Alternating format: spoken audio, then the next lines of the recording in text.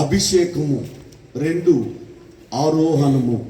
ఒకటి చెప్పండి, అభిషేకము, 2 ఆరోహణము.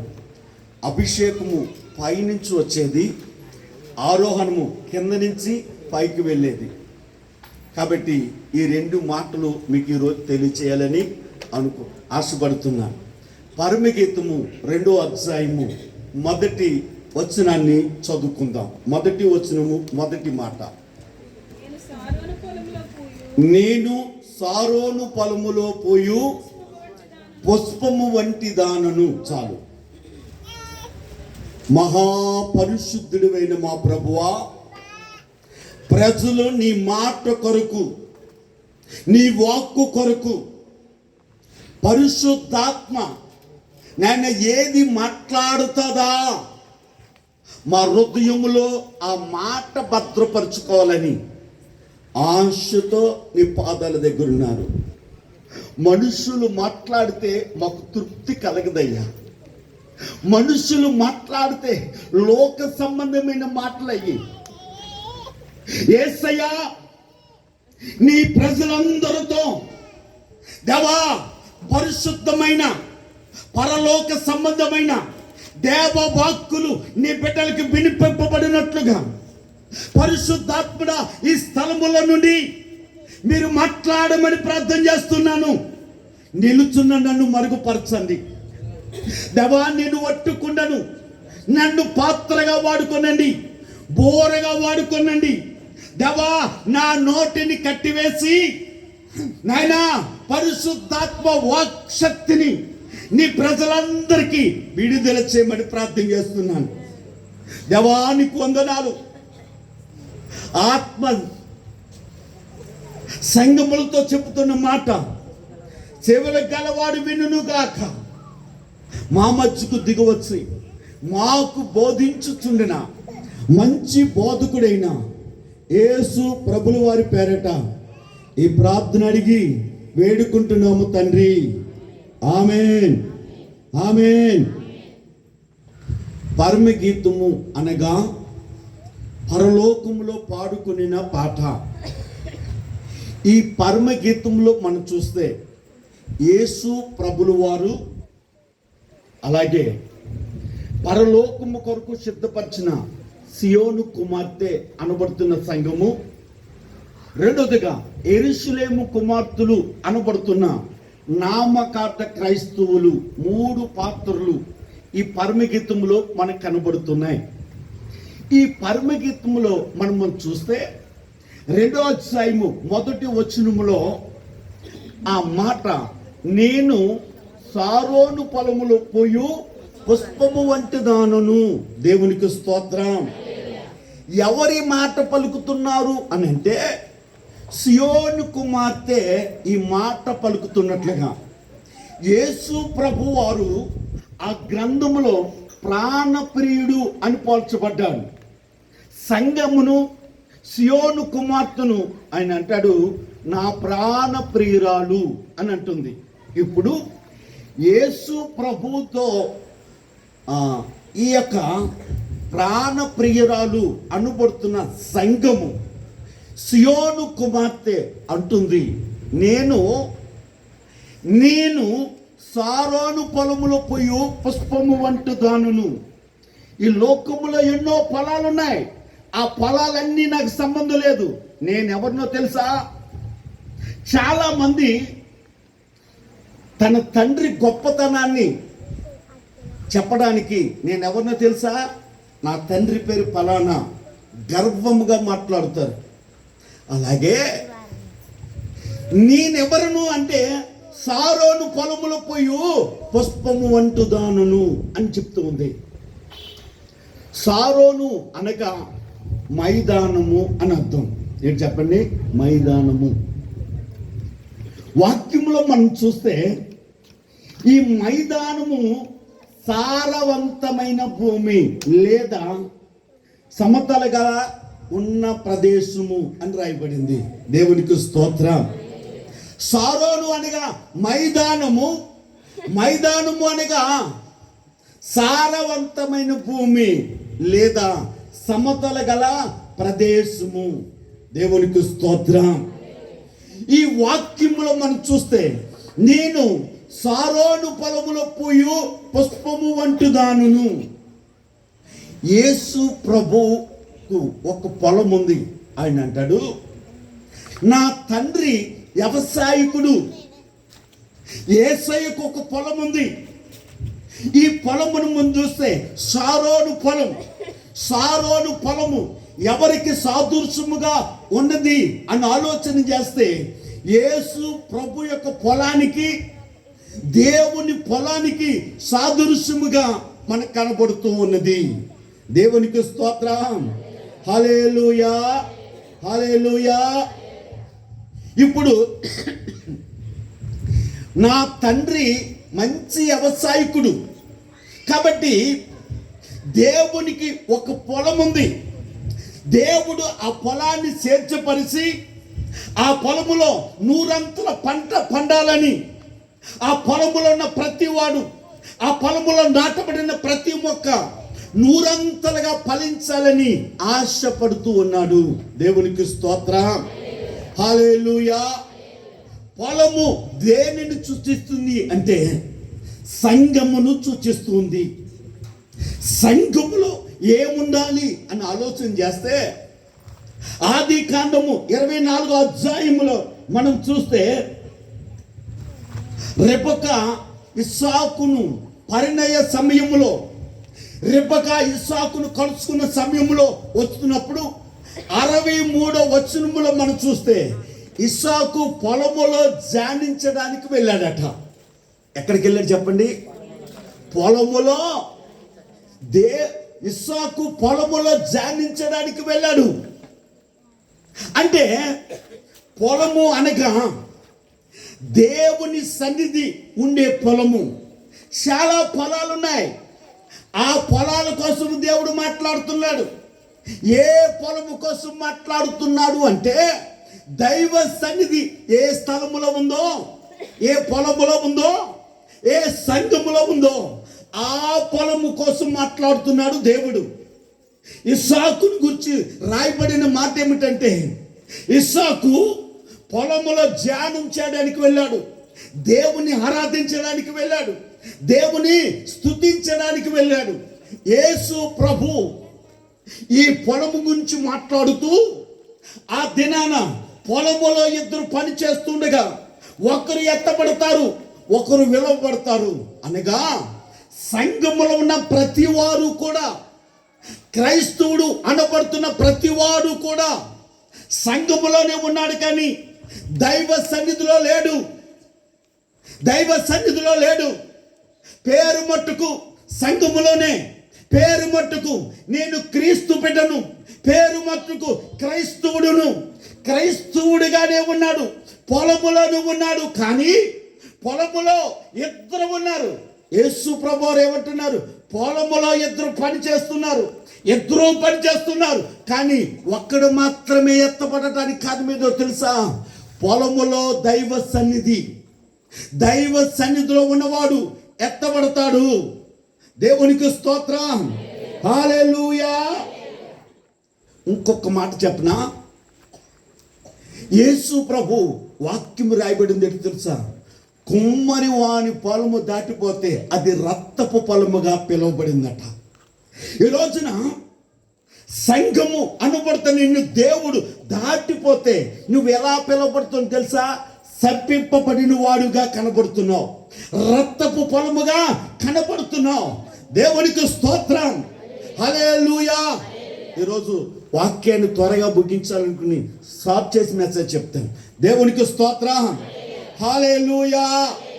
పొలము అనగా దైవ సన్నిధి. అంటే పొలములో 2 భాగాలు ఉన్నాయి. పరమిగతంలో 2 ఉన్నాయి. ఎవరో తెలుసా? సియోను కుమార్తెలు, యెరూషలేము కుమార్తెలు. సియోను కుమార్తెలు భక్తి కలిగిన వారు, యెరూషలేము కుమార్తెలు నామకార్థ క్రైస్తవులు. సంఘములో దైవ సన్నిధిని అనుభవిస్తున్న వారు ఉన్నారు, దేవుని నామకార్థముగా పేరుకు మాత్రమే దేవుని వెంబడిస్తున్న వారు కూడా ఉన్నారు. దేవునికి స్తోత్రం. హల్లెలూయా, హల్లెలూయా. నిర్గమాకాండము 34 రెండో వచనములో మనం చూస్తే, మోషే నీవు ఈ కొండ శిఖరమున నా సన్నిధిని నిలబడు అని అన్నాడు. ఆయన సన్నిధిని నిలబడితే మోషే సీనాయి కొండ శిఖరం ఎక్కి ఆయన సన్నిధిని నిలబడితే ఆయన సన్నిధిలోనికి దేవుడు దిగు వచ్చి మోషేకు ధర్మశాస్త్రాన్ని ఇచ్చాడు. మోషేకు దేవుడు ఇశ్రాయేలీయుల ప్రజలు ఎలా నడుచుకోవాలో వారికి దేవుడు ధర్మశాస్త్రాన్ని ఇచ్చాడు. ఎక్కడిచ్చాడు అంటే కొండ శిఖరమున దేవునికి ఒక సన్నిధి ఉంది. ఆ వాక్యాన్ని చదవండి. ఉదయమునకు నీవు సిద్ధపడి ఉదయమున సీనాయి కొండెక్కి అక్కడ శిఖరం మీద నా సన్నిధి నిలిచి ఉండవలెను. అక్కడ శిఖరము మీద నా సన్నిధిని నిలిచి ఉండు. దేవుడు ఎవరితో మాట్లాడాలనుకుంటున్నాడో, ఎవరిని దేవుడు నడిపించాలనుకుంటున్నాడో, ఎవరిని దేవుడు తన రాజ్యములోనికి మరి సిద్ధపరచాలనుకుంటున్నాడో, దేవుడు ఏంటున్నాడు తెలుసా? నీవు నా సన్నిధిలో నిలబడు. దేవునికి స్తోత్రం, హల్లెలూయా. సంఘములో, సమాజంలో, క్రైస్తవ లోకములో క్రైస్తవులుగా పిలువబడుతున్న వారిలో దేవుని సన్నిధిని లేని వారు ఉన్నారు, దేవుని సన్నిధిని నిలబడిన వారు ఉన్నారు. దేవుని సన్నిధిని నిలబడ్డ మోషేకు కానాను దేశానికి వెళ్ళటానికి కావలసిన ఏమిచ్చాడట? వాగ్దానము దేవుడిచ్చి వారిని నడిపించాడు. దేవునికి స్తోత్రం, హల్లెలూయా. దేవుడు ఎవరితో మాట్లాడాలనుకుంటున్నాడో వారితో దేవుడు చెప్తున్న మాట ఏంటో తెలుసా? నేను నీతో మాట్లాడాలంటే నా సన్నిధిని నిలబడు, నా సన్నిధిని నిలబడు.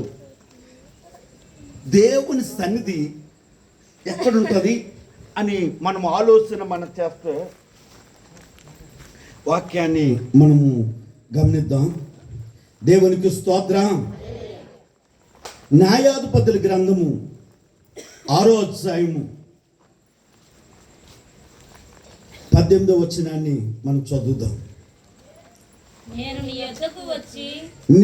నీ యొద్దకు వచ్చి నా అర్పణమును బయటికి తెచ్చి నీ సన్నిధిని దాన్ని పెట్టు వరకు ఇక్కడ నుండి వెళ్ళకుము.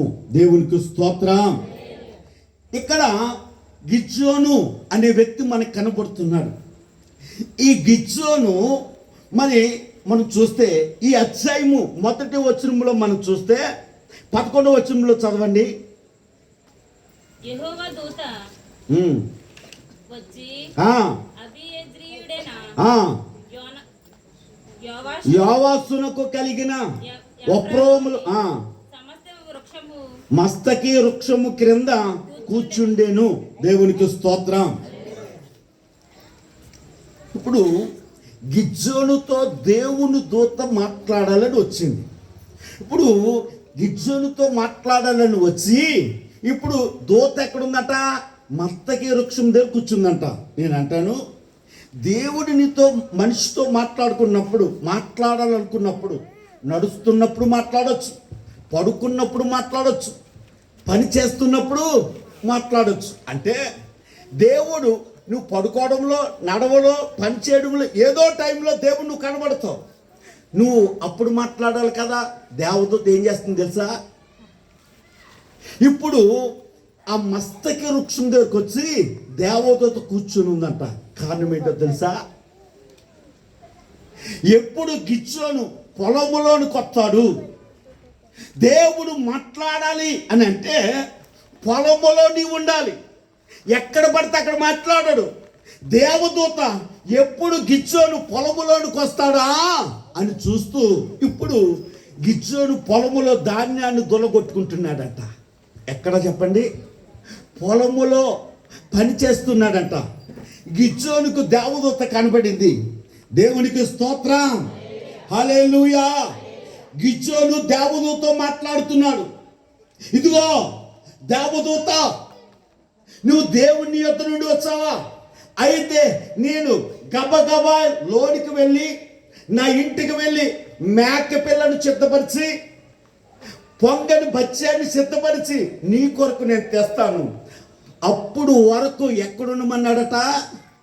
దేవుని చదవన వాక్యం, నేను నీ వద్దకు వచ్చి నా అర్పణను బయటికి తెచ్చి నీ సన్నిధి దానిని పెట్టు వరకు ఇక్కడి నుండి వెళ్ళకుము. దేవునికి స్తోత్రం. ఇప్పుడు చెప్పండి, దేవదూత ఎక్కడుంది? గిద్యోను ఎక్కడున్నాడు అంటే దేవదూత పొలములోనే ఉంది, గిద్యోను పొలములోనే ఉన్నాడు. ఇప్పుడు దేవుని సన్నిధి ఎక్కడుందంటే పొలములో ఉంది.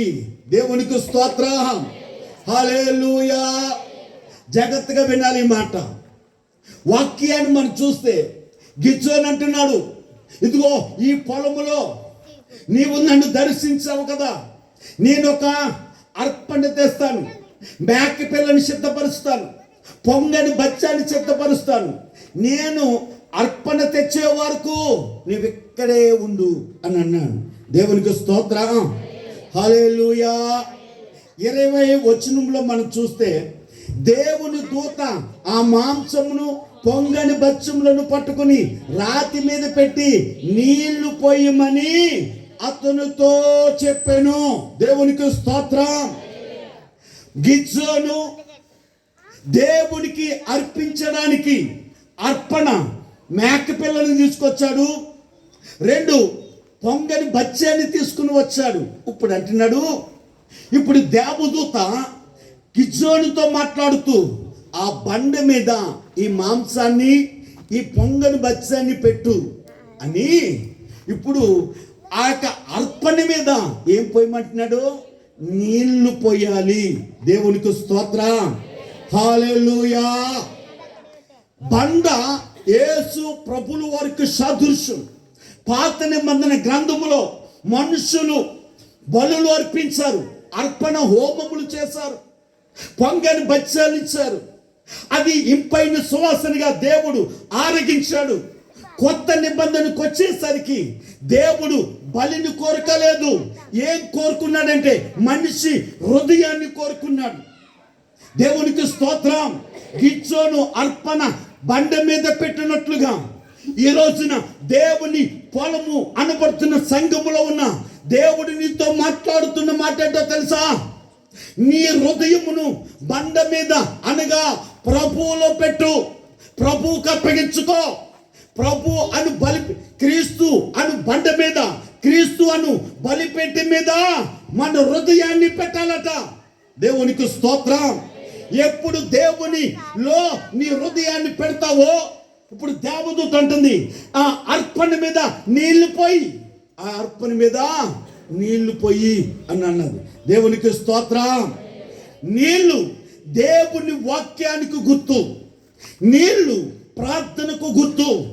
ఈ పొంగని బత్యము, ఈ మాంసం సిద్ధపరిచిన ఆ మేకపిల్ల మాంసమును దేవుడు తన అర్పణ అంగీకరించాలి అని అంటే బండ మీద ఆ బచ్చ అర్పణను పెట్టి నీళ్లు పోసిన తర్వాత దేవదూత దానిని ఆ బండలో నుండి ఏమొచ్చిందట? 21 వచ్చిన మధ్యలో చదవండి. యెహోవా దూత తన చేతి నున్న కర్రను చాపి దాని కొనతో ఆ మాంసమును పొంగని బచ్చమును ముట్టినప్పుడు అగ్ని రాతుల నుండి వెడలి ఏం చేసిందంట? అగ్ని రాతుల నుండి వచ్చిందట. దేవునికి స్తోత్రం. హల్లెలూయా. అప్పుడు గిద్యోనుకి ఏమైందో తెలుసా? దేవుడు నా అర్పణ అంగీకరించాడు. గిద్యోను సంగతి అలా పెడదాం. దేవుని పొలములో ఉన్న నీవు నేను ఇప్పుడు నీ మనసును ఎక్కడ పెట్టాలి అంటే క్రీస్తు బండి మీద అర్పణగా పెట్టాలి. అర్పణగా పెడితే సరిపోదా అంటే సరిపోదు.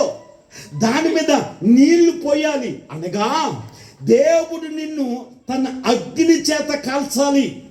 దేవుడు తన ఆత్మ చేత నిన్ను కాల్చాలి. నీలోనికి దేవుని అగ్ని దిగి రావాలి అని అంటే నీళ్లు అనబడుతున్న వాక్యము చేత నువ్వు నింపబడాలి. వాక్యము లేకుండా బండలోంచి అగ్ని రాదు. వాక్యము లేకుండా ఆకాశం నుండి పరిశుద్ధాత్మ అగ్ని మనుషులోనికి రాదు.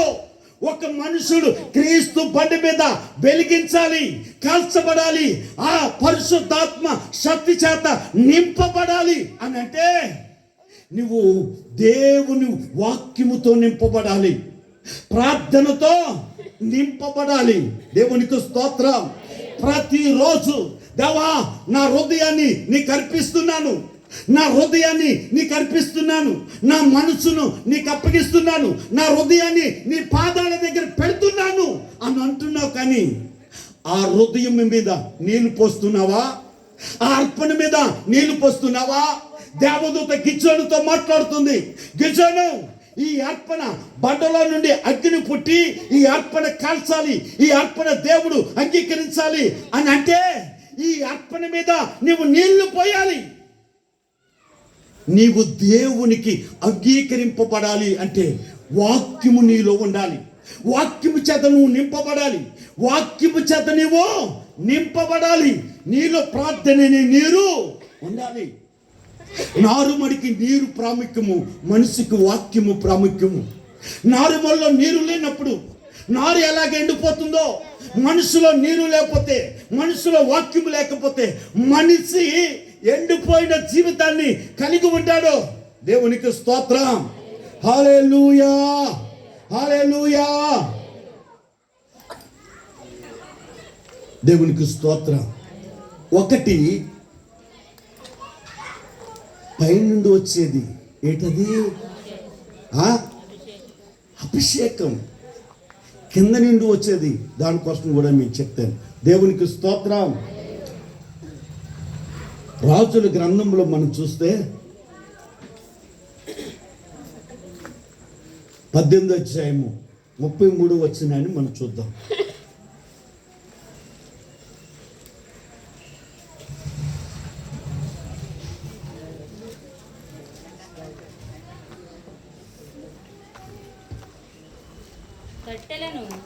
కట్టెలను క్రమముగా పేర్చి ఎత్తును తునకలుగా చేసి ఆ కట్టెల మీద జనులు చూచుచుండగా నీళ్లు నింపి దహన బలి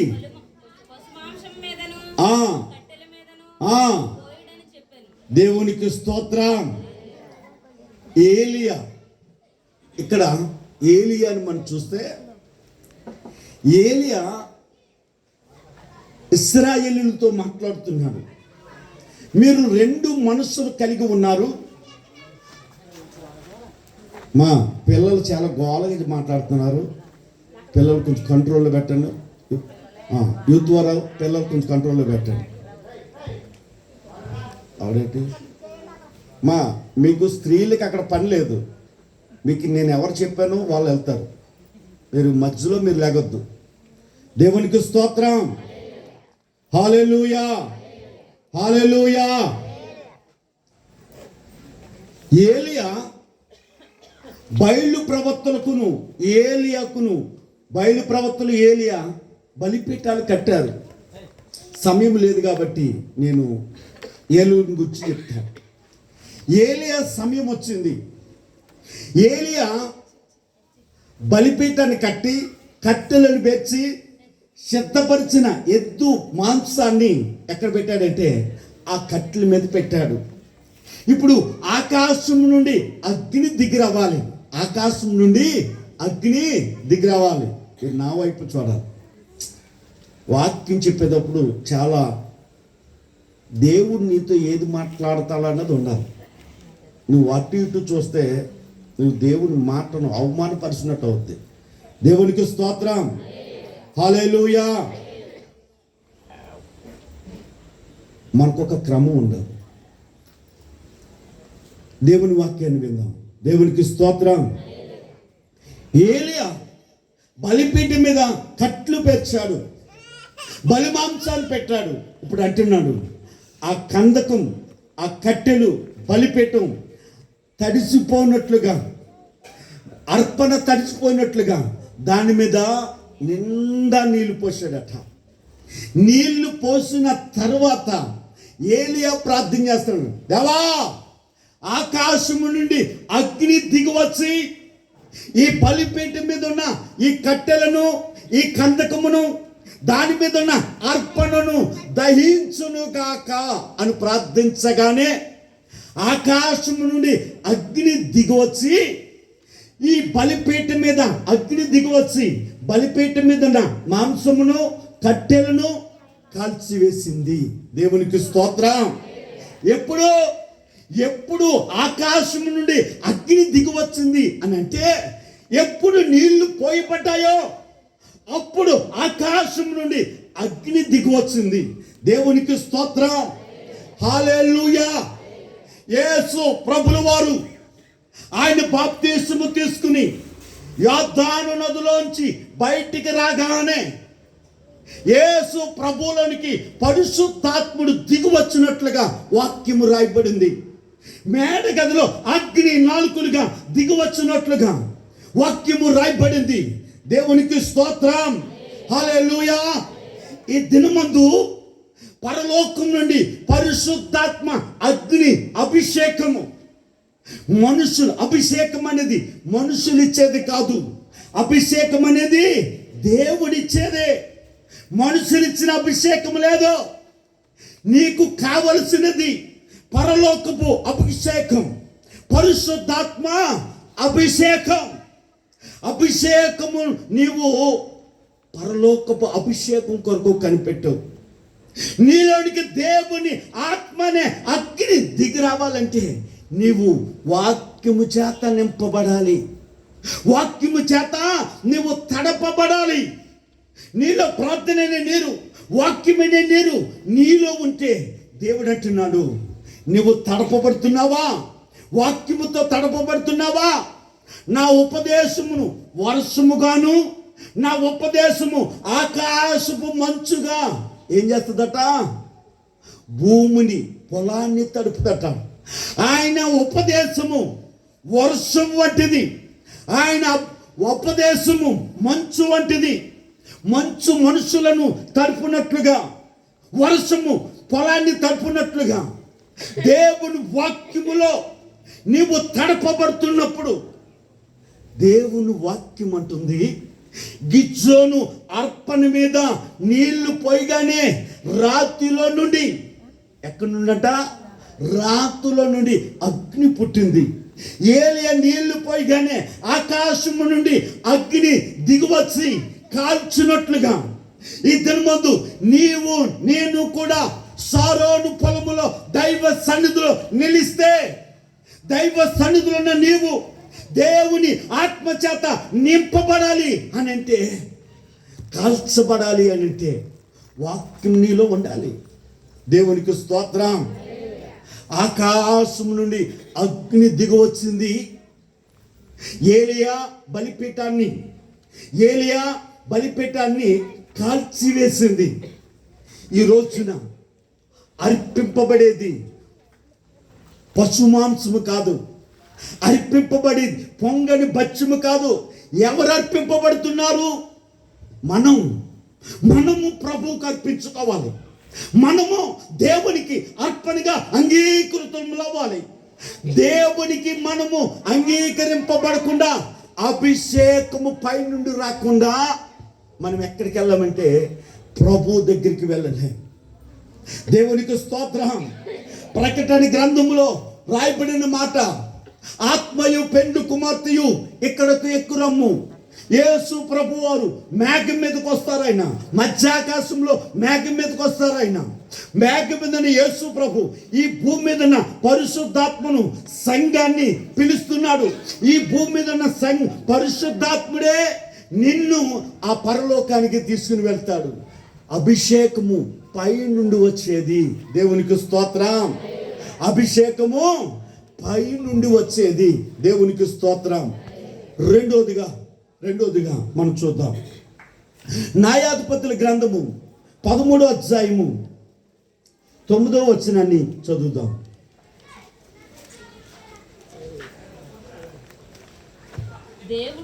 దేవుడు మనోహ ప్రార్థన ఆలకించను కనుక ఆ స్త్రీ పొలములో కూర్చునుండగా దేవుని దూత ఆమెను దర్శించెను. దేవునికి స్తోత్రం. ఇక్కడ ఒక చిన్న కిటుకు ఉంది, జాగ్రత్తగా చూడండి. వాక్యములో రాయబడిన మాట ఏమిటంటే దేవుడు మనోహ ప్రార్థన ఆలకించాడట. ఎక్కడ చెప్పండి? మనోహ ప్రార్థన ఆలకిస్తే మనోహతో దేవుడు మాట్లాడాలి. ఇప్పుడు ఎవరితో మాట్లాడుతున్నాడట? మనోహ భార్యతో మాట్లాడుతున్నాడు. వాక్యములో మనం చూస్తే మనోహ ప్రార్థన చేస్తే దేవుడు మనోహ ప్రార్థన ఆలకించి ఆ స్త్రీ పొలములో ఉండుట చూసి దేవుని దూత ఆమెను దర్శించింది. మనోహ ప్రార్థన ఆలకించినప్పుడు మనోహతో మాట్లాడాలి కదా, మనోహను దర్శించాలి కదా.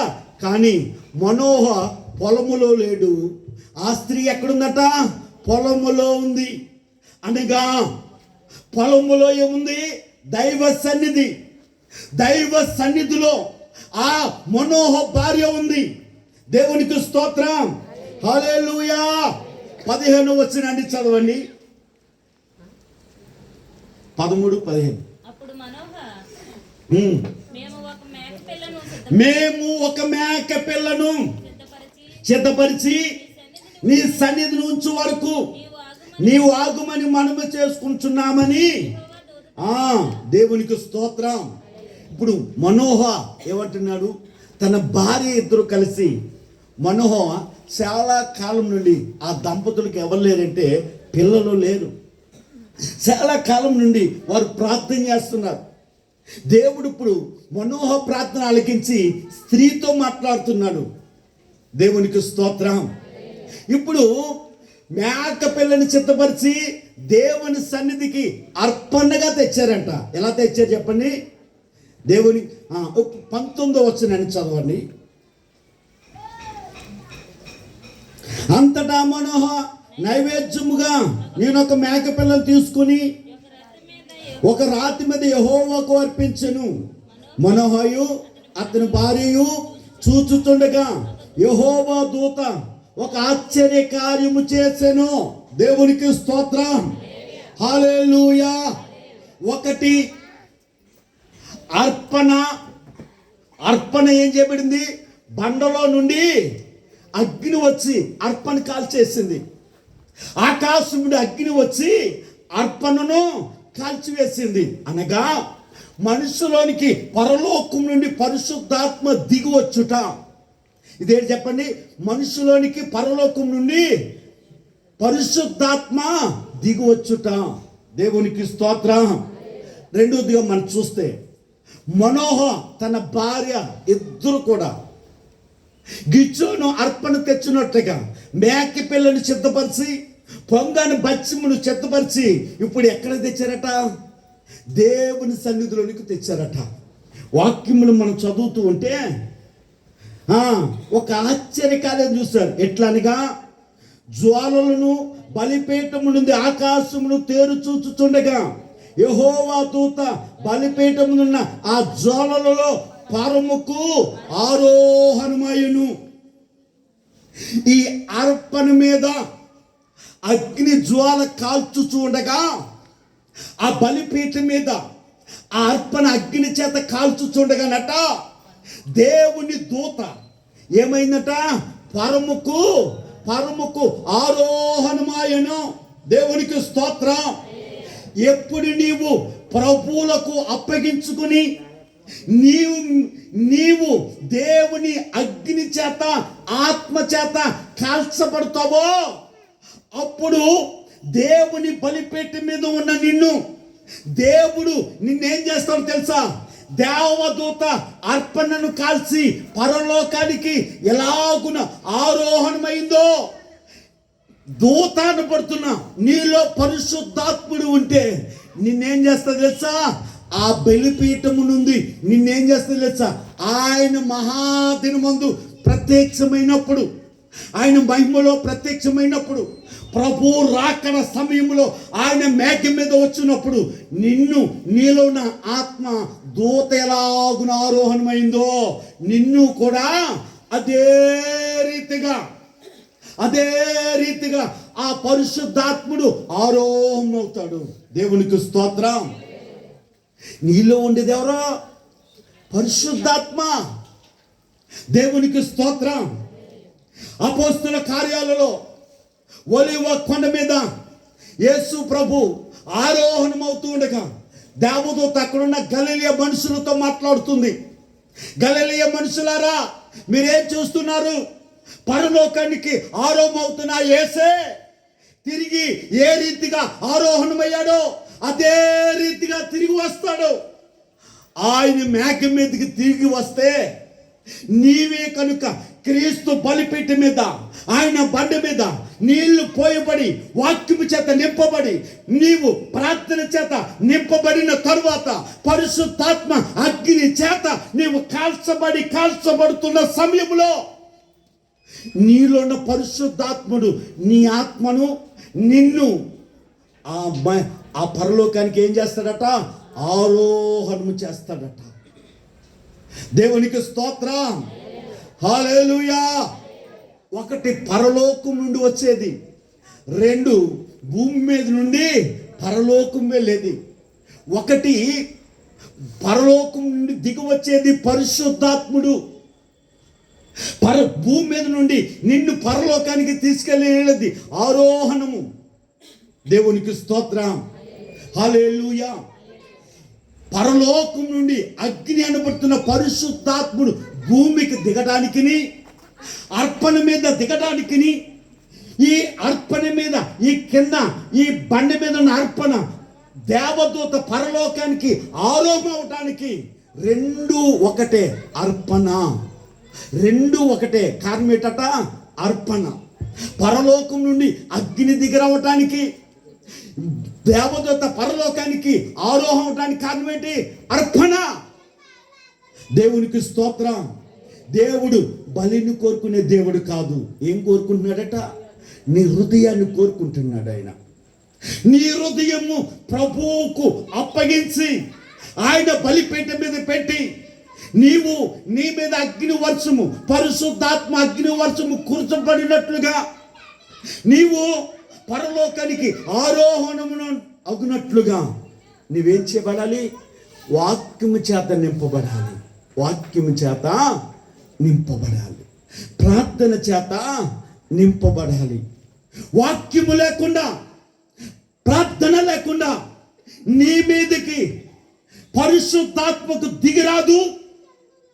నీ బలిపీఠం మీద నీళ్లు పోయబడకుండా గిజ్జోను నీళ్లు పోసాడు, ఏలియా నీళ్లు పోసాడు, మనోహ నీళ్లు పోసాడు. అగ్ని దిగి వచ్చింది. ఈరోజున వస్తున్నామా వెళదామా ఇది కాదు. నేను నా దేవునికి అర్పణగా అర్పింపబడితే నేను నీళ్లతో నింపబడాలి. నీళ్లు వాక్యము, నీళ్లు ప్రార్థన. ఎంత కాలం నుండి ప్రభు సన్నిధి అనుభవిస్తున్నావు? నువ్వు పొలములోనే ఉన్నావు, నువ్వు ప్రార్థన చేస్తున్నావు. కానీ పొలములో మనోహ ఉన్నాడు, పొలములో మనోహ లేడు. పొలములో మనోహ భార్య ఉంది. దేవుడట మనోహ ప్రార్థన ఆలకించి పొలములో ఉన్న తన భార్యతో మాట్లాడుతున్నాడు. నువ్వు పొలములో లేకుండా, దైవ సన్నిధిలో లేకుండా నువ్వు ఎంత ప్రార్థన చేసినా దేవుడు నీకు సమాధానం ఉండదు, నీ పక్క వారికి సమాధానం ఇస్తాడు. వింటున్నావా? ఎంతకాలము ఈ దినం ఒక తీర్మానం తీసుకుందాం. ప్రభువా, నేనే బండ మీద అర్పణగా పెట్టుకున్నాను, నన్ను నేను అర్పణగా పెట్టుకున్నాను. నేను మోకరించినప్పుడు నాలో అగ్ని దిగి రావాలి అంటే వాక్యముతో నేను తడవాలి. నన్ను నీ వాక్యముతో తడుపు. నేను నీ వాక్యముతో నింపబడటానికి నీ కృప దయచేయని ఈరోజు నువ్వు కాల్చబడడానికి ఒక తీర్మానం తీసుకుందాం. దేవునికి స్తోత్రం. హల్లెలూయా. 2 మాటలు గుర్తుపెట్టుకోండి. ఒకటి ఏంటట, పరలోకం నుండి దిగి వచ్చేది అది పరిశుద్ధాత్మ. పరలోకానికి ఆరోహణమైనది అదేంటో తెలుసా? నీవే. పరలోకం నుండి దిగి వచ్చింది దేవదూత. మరలా బలిపీఠం మీద అగ్ని చేత నింపబడి ఆ అగ్నిలో నుండి పరలోకానికి వెళ్ళింది. పరలోకం నుండి నీలో పరిశుద్ధాత్ముడు దిగి వస్తే ఆ అగ్ని నీలో ఉంటే మరలా ఆ బలిపీఠం నుండి నేనేం చేస్తుందట, పరలోకానికి ఆరోహణమయ్యేటట్లుగా చేస్తుంది. లోకం వైపు చూడొద్దు, మనుషుల వైపు చూడొద్దు. ప్రభు సన్నిధిలో నీకు ఈ 2 కార్యాలు. నిన్ను నీవు బలిపీఠం మీద పెట్టుకో. దేవా, నా మీద అగ్ని కురిపించు, నా మీద పరిశుద్ధాత్మ అగ్ని కురిపించు అని దేవుని అగ్ని చేత కాల్చబడితే మనకేంటో తెలుసా? నా అర్పణ దేవుడు అంగీకరించాడు. నీ దేవుడు ఒకే ఒక మాట అంటున్నాడు, నా ఆత్మ లేనివాడు నా వాడు కాడు. ఎవరట? దేవుని ఆత్మ లేనివాడు ఇక దేవుని సంబంధి కాదు. ఈ రోజున నీవే క్రీస్తు బలిపీఠం మీద మోకరించి నన్ను కాల్చు, నీ అగ్ని చేత నన్ను కాల్చు, నీ వాక్యం చేత నన్ను నింపు అంటే దేవుడు నింపటానికి సిద్ధంగా ఉన్నాడు. మోకరిద్దాం. అలాగే ప్రభు సంస్కారం తీసుకున్న వారు ఎదరికి వచ్చేసేయండి.